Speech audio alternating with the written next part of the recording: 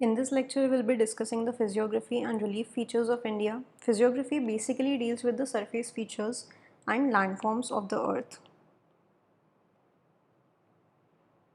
Landforms plus surface features. So, if we talk about the physiographic divisions of India, there are four major physiographic divisions. First is the peninsular region, then the Himalayas and the young folded mountains.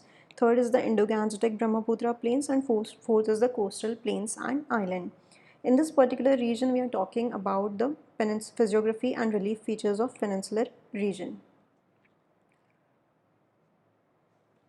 So Earth is approximately 460 million years ago old. Earth is 460 million years old, and it has seven major plates: the Indo-Australian plate, North American plate, South American plate, Eurasian plate, African plate, Antarctic plate, and the Pacific plate. So many years ago, Indian plate was to the south of equator, and Australian plate was also a part of it. So the size of the Indian plate at that time was much larger than that of today. Over a period of time, the plate broke into many parts, and the Australian plate moved towards the southeastern direction and Indian plate moved towards the northeastern direction. This northeastern movement of Indian plate is a major factor which is responsible for the physiographic features of India as we see today.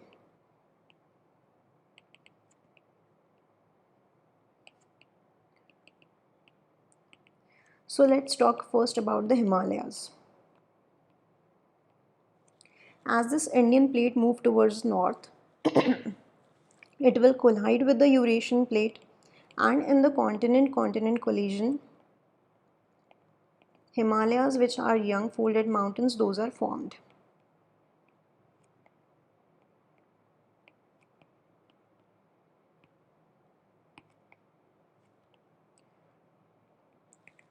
And that's how the northward movement of Indian plate is responsible for the formation of Himalayas, right? Then secondly, peninsular region we'll talk about. Because of this northward movement of Indian plate, and also because of the presence of a volcanic hotspot near Reunion Island,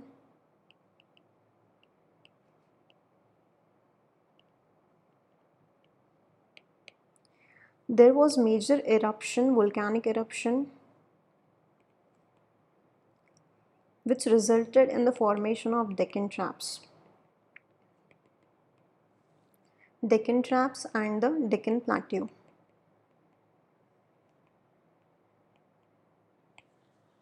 Okay, so you see that this movement of Indian plate is a major factor responsible for the physiographic features of India. Moving on, in this lecture we are going to talk about the physiography of peninsular block. So, peninsular block is roughly a triangular feature, as you can see. So, at the base of the triangle there are Great Plains of India in the north. In the south there are Cardamom Hills.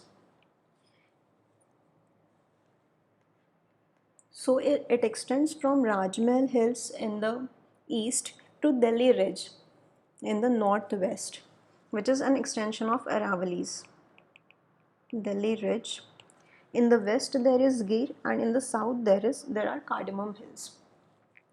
So in northeast there is a Shillong Plateau, which is, and the Karbi Anglong Plateau, which is also an extension of the peninsular India. Similarly, in west, Rajasthan is also said to be an extension of peninsular India.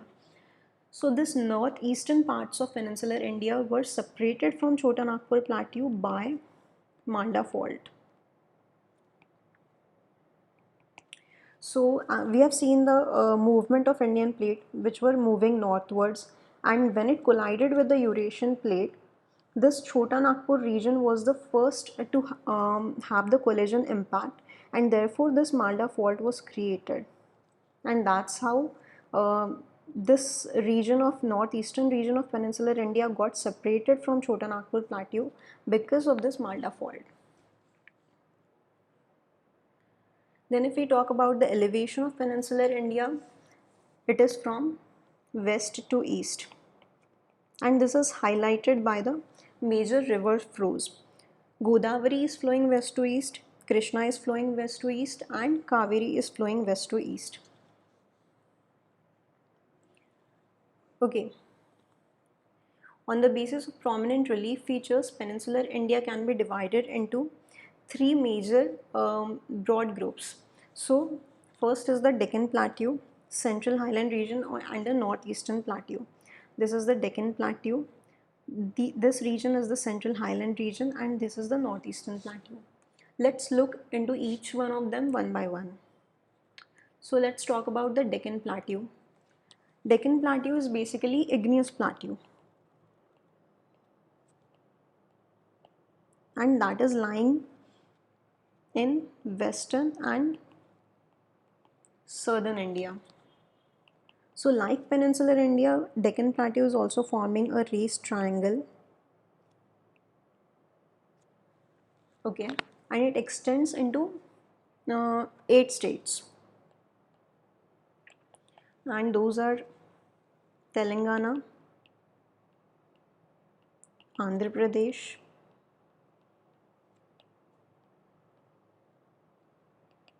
then Kerala, Tamil Nadu,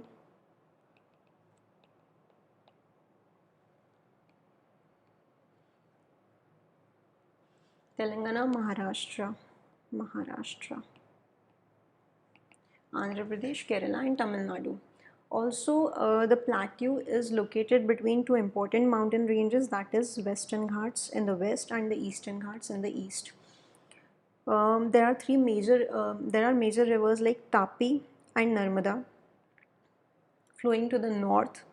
Godavari is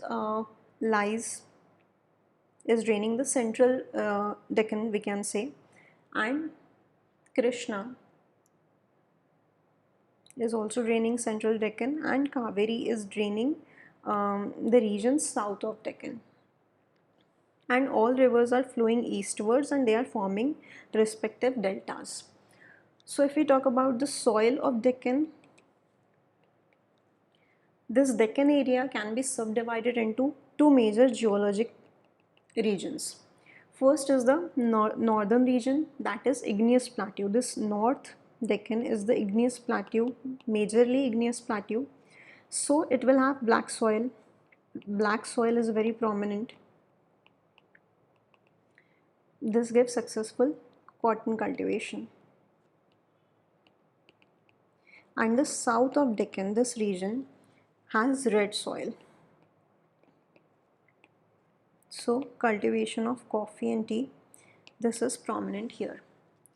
Then here at Tiruvannamalai in Tamil Nadu, this in Tamil Nadu is regarded as southern gateway to the Deccan. In soil we'll write there is igneous soil in the northern region and there is red soil in the South Deccan. Okay.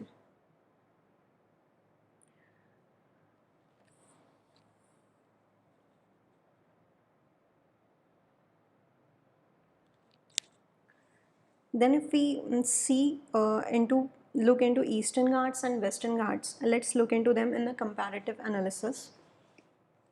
If we talk about Eastern Ghats elevation, so Eastern Ghats are lower in elevation than Western Ghats.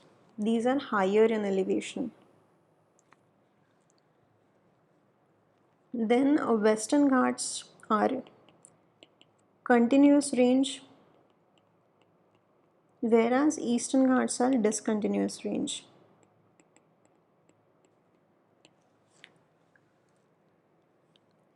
Western Ghats is also responsible. Western Ghats, this is a place where major peninsular rivers originates. Okay. And Eastern Ghats is a region where these rivers form their deltas. Then eastern coast is wider than western coast. Western coast is narrower. Then if we talk about the soil, East Deccan, here there is presence of granite and gneiss formation, and Western Ghats there is um, either black soil or red soil. So those were the basic points of differences between Eastern Ghats and Western Ghats. Then most Deccan rivers flow southwards. You can see that Godavari is flowing southwards, Krishna and its tributaries are flowing southwards, Pennar is flowing southward, Kaveri is flowing southward. Most Deccan rivers flow southwards. So north part of the Deccan is drained by Godavari and its tributaries. Then central part of the Deccan is drained by Tungabhadra and Krishna and its tributaries. And southernmost Deccan is drained by Kaveri.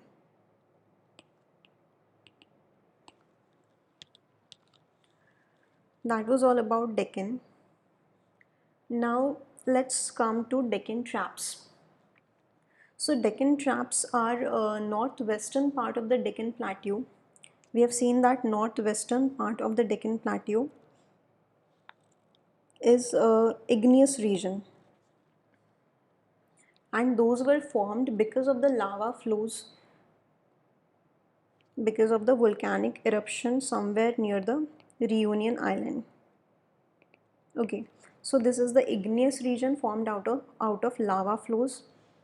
So those are called Deccan traps. These rocks are spread over whole of Maharashtra and Maharashtra plus some parts of Gujarat also, and some parts of Madhya Pradesh also. Thereby, this is one of the largest volcanic province of the world.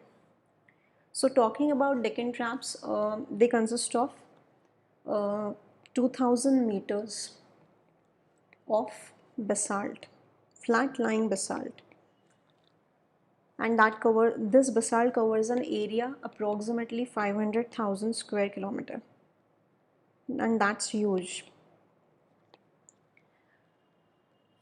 The thick black soil formed out of Deccan is favorable for cotton cultivation. So here they have shown the large igneous provinces, and this is the Deccan province. Okay, now let's go into the formation of Deccan traps. It is said that there was a massive volcanic explosion which occurred towards the end of Cretaceous period.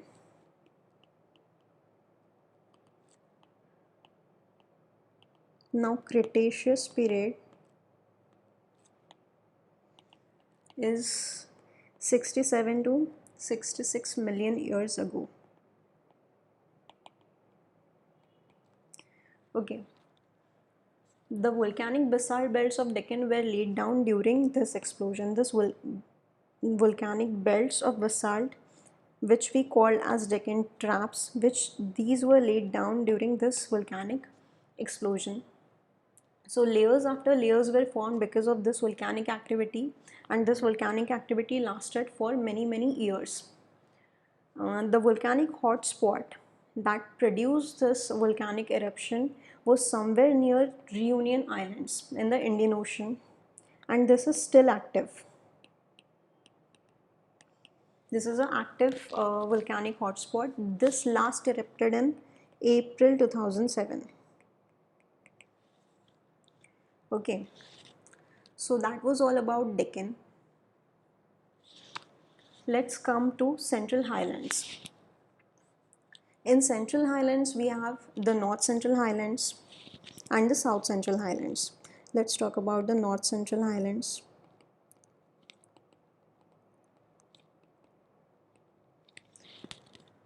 North Central Highlands have Aravallis and the Malwa Plateau. And if we say South Central Highland, in South Central Highland we have Bundelkhand and Vindhyachal Plateau.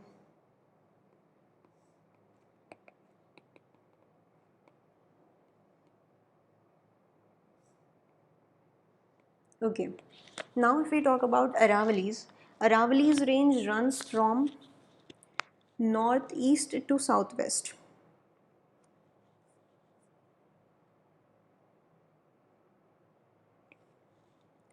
This is northeast to southwest. So Aravalli's range runs from Delhi to Palampur in Gujarat. This is Palampur to Palampur in Gujarat.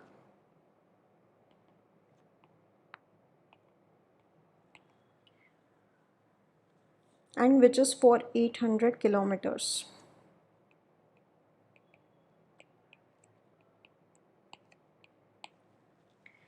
Then these are old fold mountains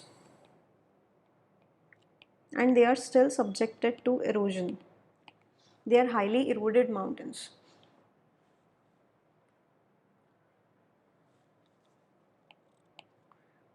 Guru Shikhar is the highest peak on Aravalli, which is 1722 meters in height. Okay, so here the great boundary fault that we talk about separates Aravallis from Vindhyans. These are Aravallis and these are Vindhyans, and somewhere there is great boundary fault. And the Guranghat Pass, this separates Aravallis from Vindhyans. And the Guranghat Pass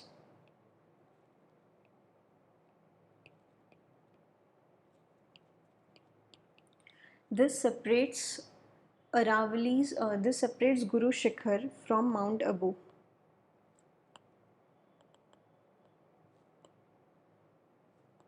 Also, these connects two cities. This connects city of Udaipur with Sirohi in Rajasthan.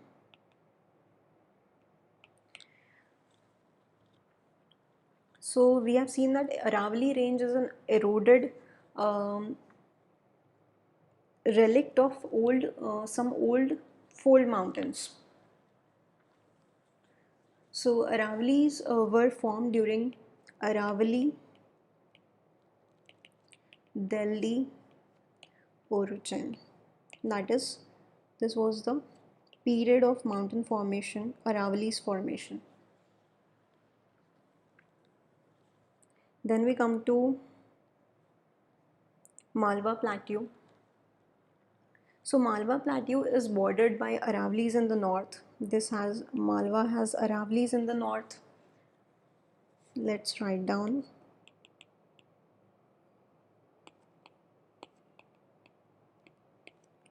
Then it has Vindhyan Range to the south.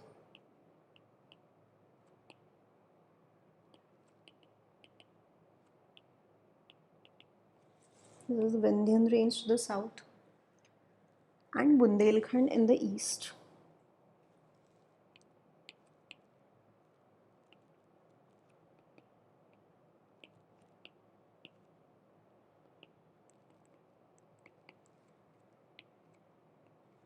Okay. Then Narmada river and Mahi river, here you can see that Narmada river and Mahi river are flowing Narmada river and Mahi river drains this Malwa plateau.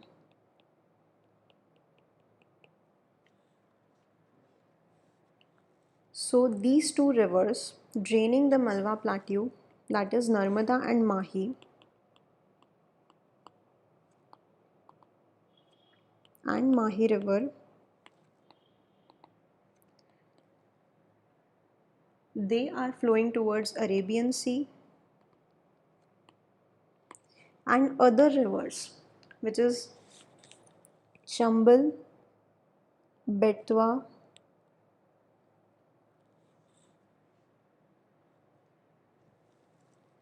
Chambal,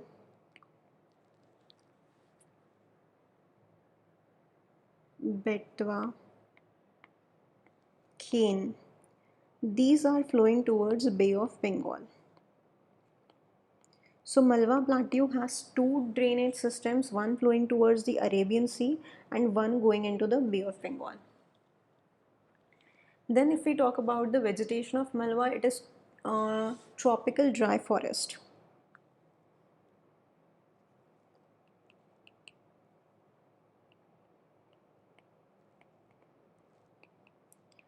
Tropical dry. So teak is found here. Then we come to soil of Malwa region. Let's write it here. Soil of Malwa region. They say that the plateau is an extension of the Deccan Traps, and Deccan Traps were formed between 67 to 68 million years ago. Deccan Traps were formed in the Cretaceous period. And as they say that Malwa Plateau is an extension of Deccan Traps, the soil in this region is black soil because Malwa Plateau is said to be an extension of Deccan Traps. Also there is brown soil and the Bhatori, which is the stony soil of the Malwa region. Then coming to the climate of Malwa region. See, Malwa region has an average elevation of 500 meters. 500 to 600 meters elevation, and due to its altitude of about 550 meters to 600 meters, the region has comparatively cool climate in the evening. Though it has hot climate at daytime, it has cool evenings. So this is an important climatic feature of the Malwa region because of its altitude.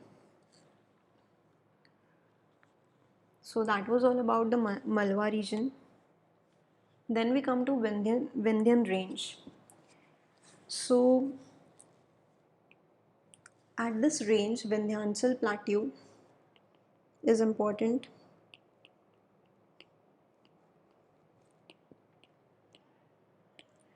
Vindhyanchal plateau, if we talk about Vindhyanchal plateau, Bhopal, which is the capital of Madhya Pradesh, and Indore, these are the two important cities which lie on the Vindhyanchal plateau. Second thing is the Satpura range. So this is the Satpura range, divides India into two important parts, the Indo-Gangetic plain of north and the Deccan plateau in the south. So Narmada originates at Amarkantak. Let's look into the physical map. Narmada originates into Amarkantak here and it flows into the Arabian Sea. This Narmada river drains major part of the Vindhyan range. Then Tapi river drains central and southern slopes of the Satpura.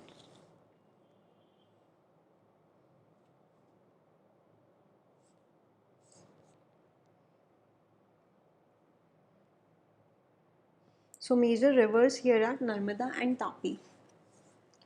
Then let's come to the last part, which is the Chota Nagpur plateau. Chota Nagpur Plateau lies mainly in the state of Jharkhand.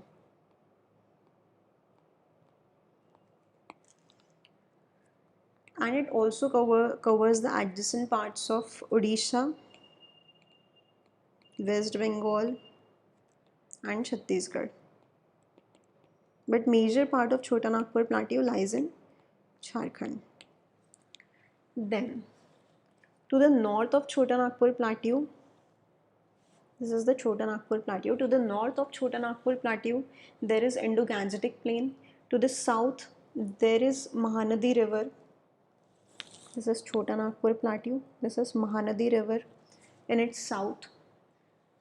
So, an interesting feature about the Chota Nagpur Plateau is the height of the plateau decreases from west to east. So, the highest part is the western part, which is at the height of 3000 to 3500 feet. The next highest part of Chota Nagpur Plateau is somewhere here is the Ranchi Plateau, which is also the largest part of Chota Nagpur Plateau. And then there is Hazaribagh Plateau.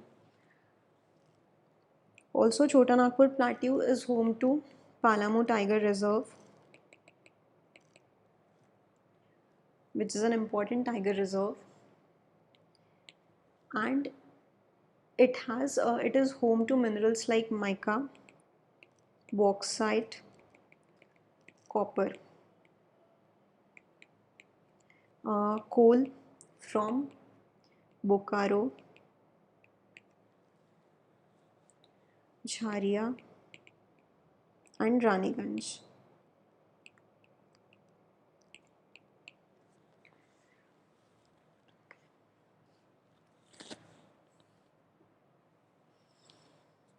So these are plateaus, Chota Nagpur Plateau, Hazaribagh Plateau, which is at the north of Chota Nagpur Plateau, Bagelkhand, Garjat Hills to the south of Chota Nagpur Plateau, and Bagelkhand and Ramgarh Hills to the west of Chota Nagpur Plateau.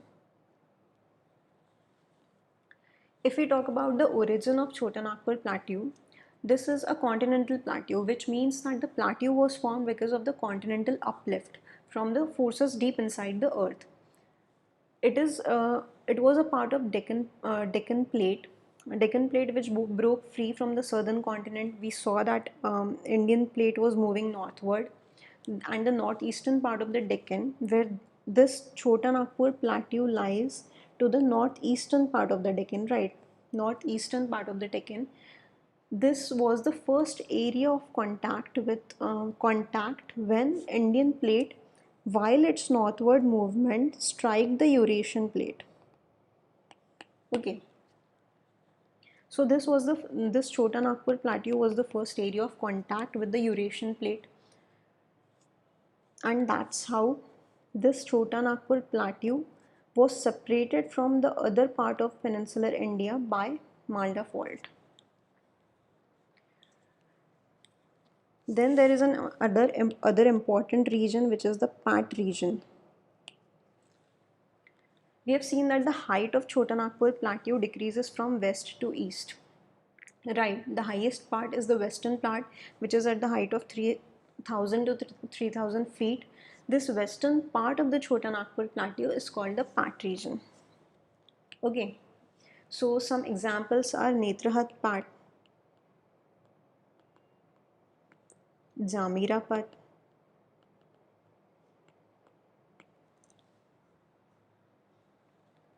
Khamar Pat, so on and so forth. Then we come to Ranchi Plateau. Ranchi Plateau is the largest area of Chota Nagpur Plateau. We have talked about this. Ranchi Plateau is the largest part of Chota Nagpur Plateau. So Damodar River originates here in the Ranchi Plateau and it flows through Damodar Trough.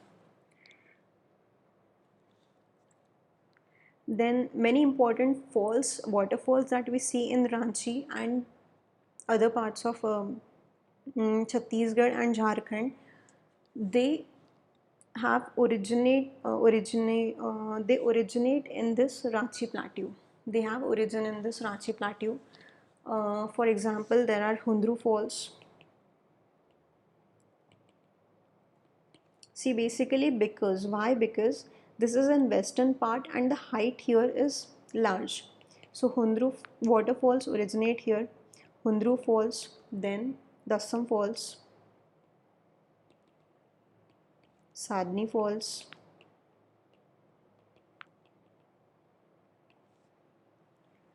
Also, there are other falls which are Rajrappa Falls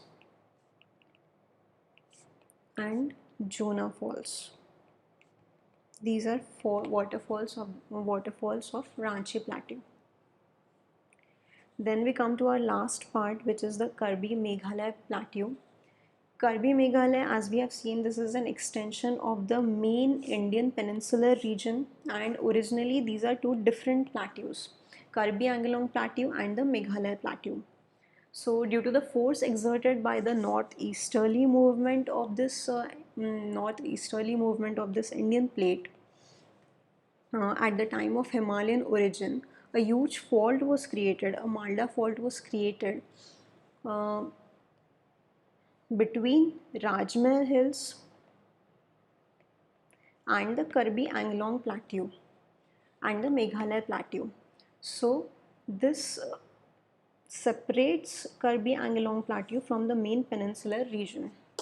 This area receives highest rainfall from the southwest monsoon. So that was it about peninsular region and the physiographic relief features of peninsular India. Let's see some questions, past year questions. Which of the following are true about peninsular plateau? Elevation of plateau is from west to east. It is the oldest and most stable landmass of India. It is characterized by presence of black soil in western and northwestern part of India. So this is right. Elevation of peninsular plateau is from west to east. We have seen that from the flow of rivers. Then it is the oldest and most stable landmass of India. This is also right. It is characterized by presence of black soil in western and northwestern part of India. This is also right. So the answer is D. Then consider the following statements. Second question. Peninsular plateau has hardly undergone any upliftment and submergence, and northwestern part of the plateau has complex relief of ravines and gorges. This is wrong. Peninsular plateau has definitely undergone upliftment and submergence. This is wrong. So let's eliminate. And northwestern part of plateau has complex relief of ravines and gorges. This is right. So the answer is only 2. Northwestern part of India, let's look into the map of India again. Northwestern part of India has ravines and gorges. We have seen that Chambal ravines are there, Morena ravine are there. So northwestern part of India definitely has those features. Coming to the third question, Deccan Plateau is bordered by Delhi Ridge in the northwest. Peninsular Plateau is bordered by Maikal Range and Mahadev Hills in the north. So the Deccan Plateau is bordered by Delhi Ridge in northwest. No. Let's see this again. This is wrong. Peninsular Plateau is bordered by Maikal Range and Mahadev Hills in north. No, this is also wrong. So the answer is neither 1 and 2. So this was all about it. Thank you.